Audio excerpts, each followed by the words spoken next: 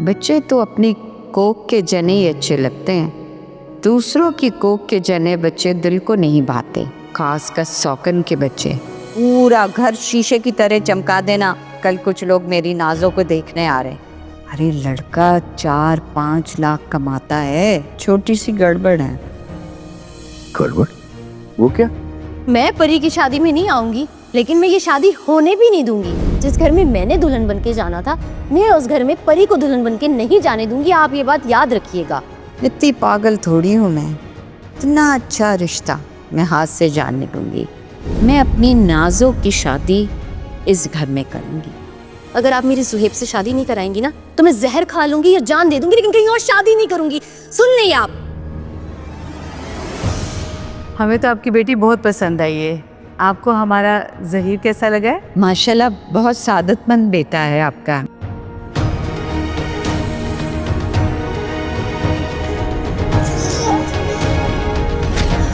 बेगैरत, बेशरम, भाग रही थी तू यहाँ से? हाँ, अब उसको अपना असली रंग दिखाऊंगी मैं।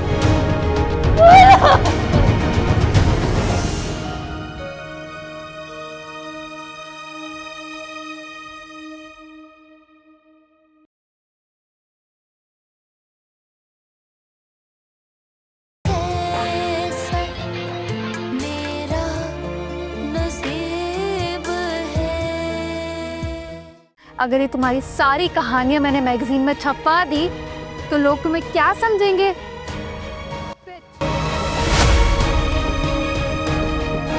रूबी, रुखसार! अभी तो आपके सर पे वो बम फोड़ने वाली हूँ जो आपकी बेगम ने मेरे सर पे फोड़ने का वादा किया था।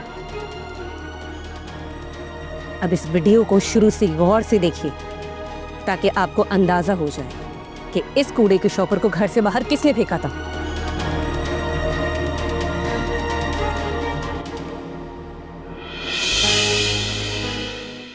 मुबारक हो पापा, बहुत बहुत मुबारक हो आपको। इस घर के मसाइल का आज फैसला हो गया पापा, और इस घर का असल मुजरिम निकल कर आ गया है। और आप जानते हैं पापा, इस घर का मुजरिम कौन है? आज की तारीख में साबित हुआ है कि इस घर के असल मुजरिम आप हैं पापा। आप ही हैं जो मुझे जीने नहीं देते थे। आप ही हैं जो इनके लगाए हुए हर इल्जाम पर अपनी आंख बंद कर लिया करते थे। आप ही हैं जिन्होंने आज तक मुझे इस अवियत में रखा है। ये सब कुछ आपकी वजह से हो रहा है पापा, ये सब कुछ आपकी वजह से हो रहा है। आप हैं इस घर के असल मुजरिम। डैड! क्या हुआ पापा? आज जब फैसला आपके खिलाफ हो रहा है तो आप बेहोश हो रहे हैं? चक्कर आ गए आपको? सुना नहीं जा रहा? चुप हो जाए तुम। नहीं चुप करवा सकते आज आप मुझे। आज फैसला हो रहा है और फैसला होकर रहेगा। नहीं हो सकती मैं चुप। अनिला, खुदा के लिए चुप आ जाओ। डैड, डैड आंखें खोले। डैड, डैड संभाले अपने आप को। डैड संभाले अपने आप को प्लीज।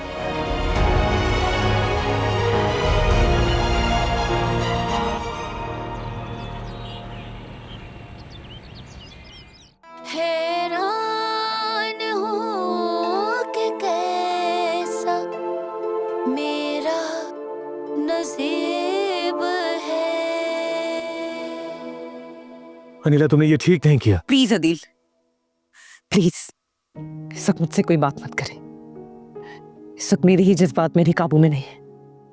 मैंने आज तक डैड को इस तरह से फेंट होते हुए नहीं देखा अनिला, और आज तुम्हारी वजह से वो। मेरी वजह से? मेरी वजह से क्या? हाँ, मेरी वजह से क्या? हाँ, मेरी वजह से क्या? अब आप देखें कि मैं करती क्या हूं। Excuse me ma'am, can I? Yes.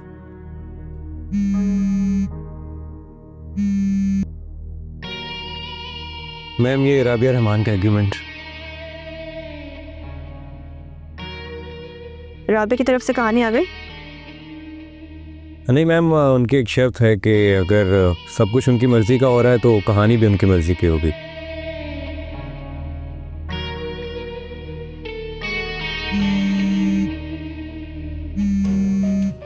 कौन है? जी वो एक फ्रेंड है। तो जाओ जाके कॉल सुनो और मेरा ऑफिस में फोन म्यूट करके आया करो। जी मैम।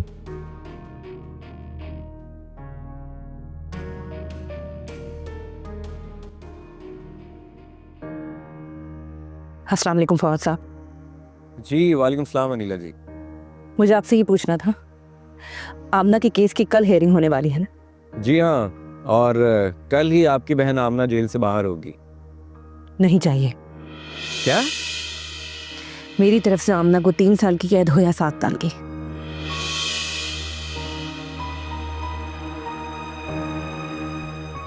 मुझे नहीं चाहिए। आप कल ही दरखास्त वापस ले लीजिए।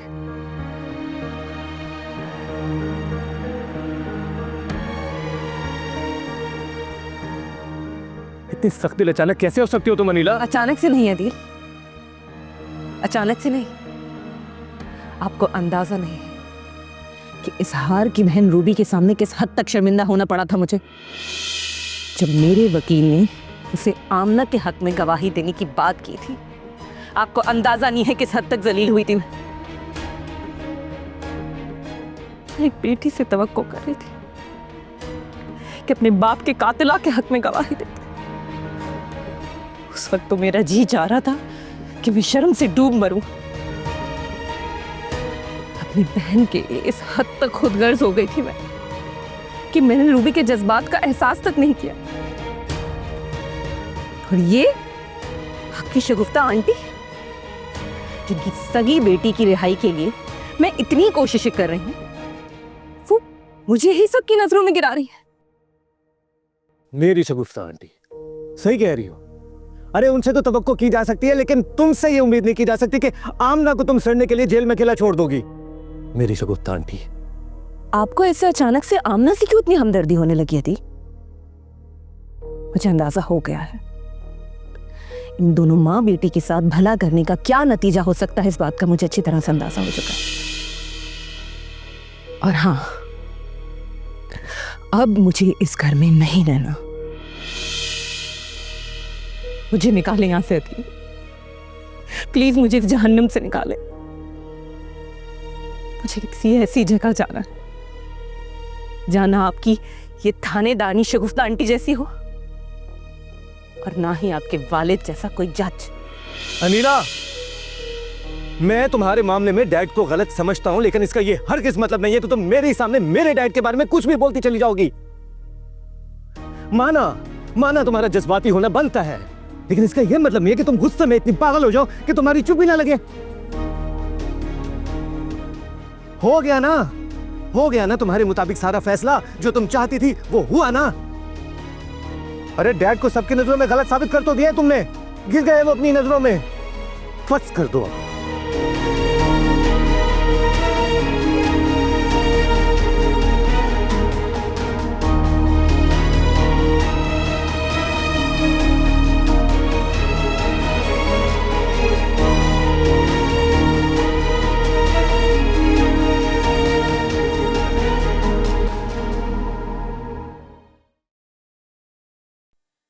हाय बॉस।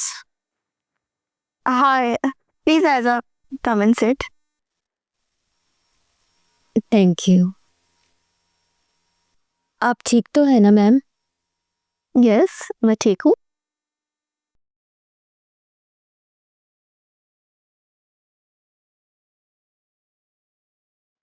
जी, 2 कॉफी मेरे रूम में।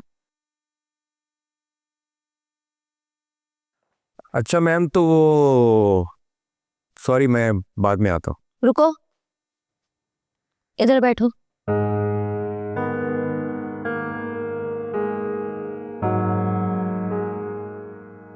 अच्छा, 3 कॉफी भेज दो।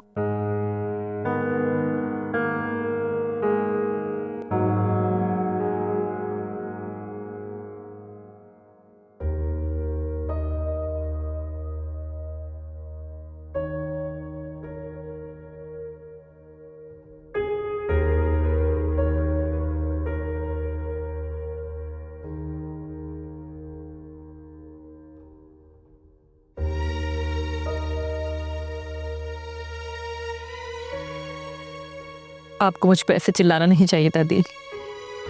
मैं जज्बाती हुई हूं तो हर हद पार होने के बाद।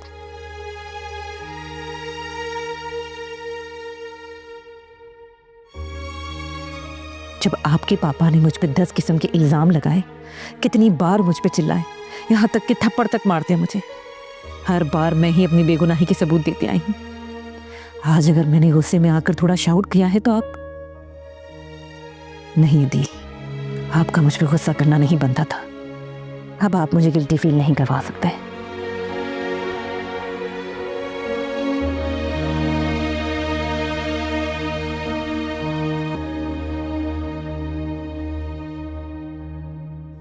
आपके असिस्टेंट के बारे में एक बड़े राज की बात पता चली है बॉस। मिस्टर फवाद अहमद चौहान एक हसीना के इश्क में सरशार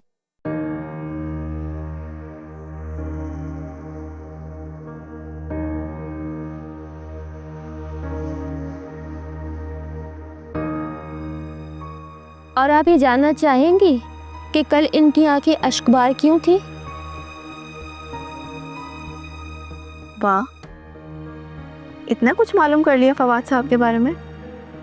और ये भी मालूम कर लिया है कि जिस हसीना के इश्क में गिरफ्तार हैं उन्होंने शादी कर ली रिसेंटली।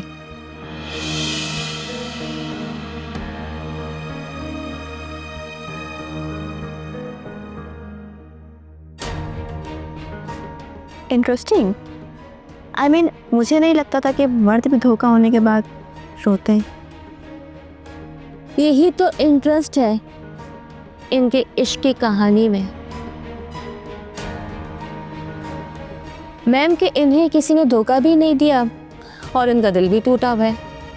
हर है ये कैसी अजीब सी इश्क की दास्तान है बॉस। और अब मैं चाहती हूँ कि फवाद साहब अपनी महबूबा का नाम अपने मुंह से बताएं।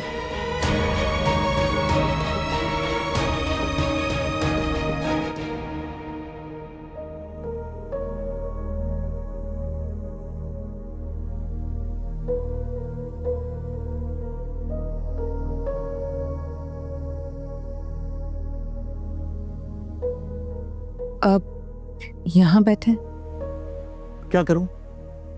हाँ, तुम्हारी जली कटी सुनने के लिए तुम्हारे हजूर हाजिर रहूं, या डैड से शर्मिंदा होने के लिए उनके सामने जाकर बैठूं?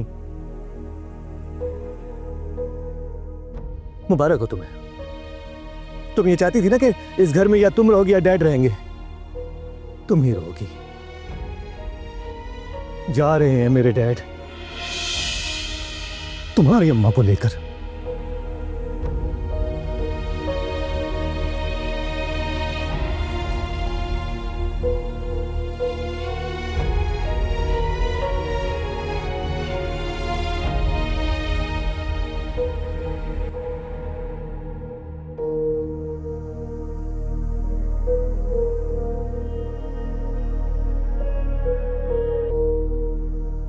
मैं बहुत शौक से सुनना चाहूंगी उसका नाम।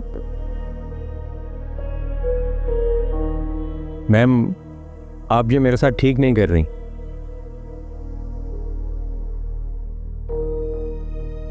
ऐसा क्या कर रही हैं वो तुम्हारे साथ फवाद? मतलब ठीक है, मोहब्बत हुई थी, सबको होती है और सबकी किस्मत में नहीं होती है। तो अब क्या किसी के टूटे हुए दिल को इस तरह नुमाइश में रखना कोई इंसानियत है क्या? यही इंसानियत है मिस्टर फवाद। मैं आपको बचाना चाहती हूँ। आप मूव ऑन करें, वरना आप मोहब्बत के दर्द में लिपट कर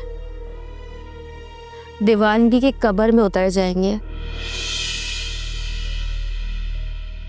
बहुत बड़ी हस्ती हैं आप, मैं आपका मुकाबला नहीं कर सकता। प्लीज़ मुझे बख्श दें आप। माजी की बहुत बड़ी एक्ट्रेस और आज के प्रोड्यूसर रुखसार खान के इश्क में गिरफ्तार हैं ये।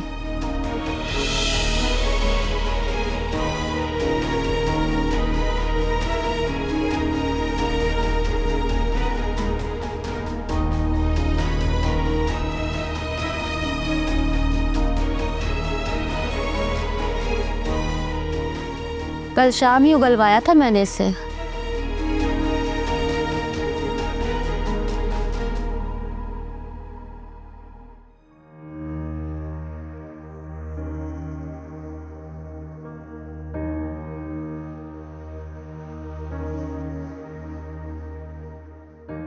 क्या क्या करना पड़ रहा है इस इश्क में यार।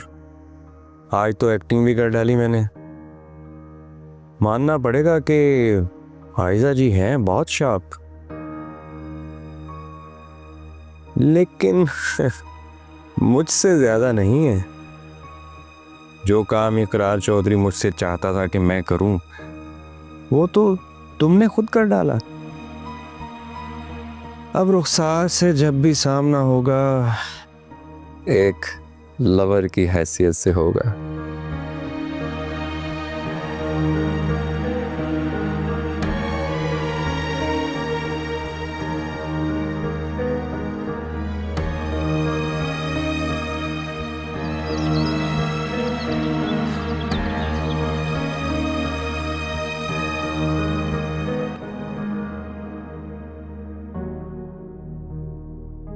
माजी की बहुत बड़ी एक्ट्रेस और आज के प्रोड्यूसर रुखसार खान के इश्क में गिरफ्तार हैं ये।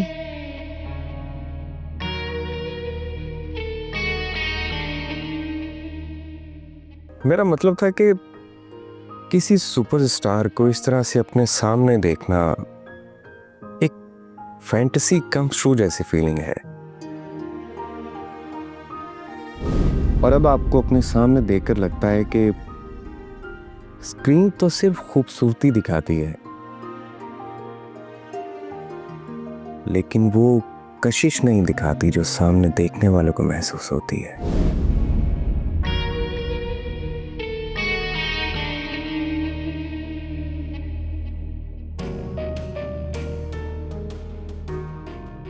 ये कैसा एहसास है रुखसार? मैंने आज तक सिर्फ अपनी चाहत को ही अपने दिल में रखा है। मैं किसी की इतनी शिद्दत चाहत हो सकती हूँ कि वो मेरे लिए आंसू बहाए, और वो भी फवाद जैसा हैंडसम और खूबसूरत।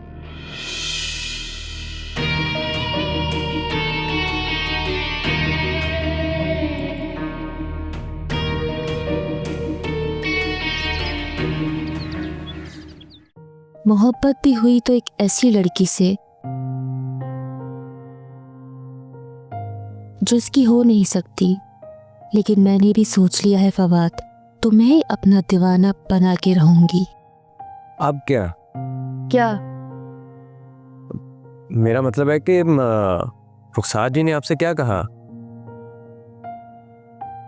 क्योंकि मैं तो उठकर चला गया था, तो मेरे जाने के बाद उन्होंने आपसे कुछ कहा? बस यही कहा कि समझाओ उसे आयजा कि जमीन का जर्रा आसमान पर टिके हुए सितारे को दूर से देखकर अपने जितना समझ लेता है, क्योंकि जर्रा कभी आसमान पर नहीं आ सकता। इसलिए उसे कभी पता नहीं चलता कि वो सितारे से कितना दूर है और सितारा उसके मुकाबले में कितना बड़ा है, और वो उसे कभी हासिल नहीं कर सकता। तो आपने उनसे ये नहीं कहा कि मोहब्बत ना फासिलों में मानती है और ना ही हासिलों में? Oh my God फवाद, कभी कभी तुम्हारे मुंह से ऐसे जुमले निकलते कि जिन्हें मैं नोट करने पे मजबूर हो जाती।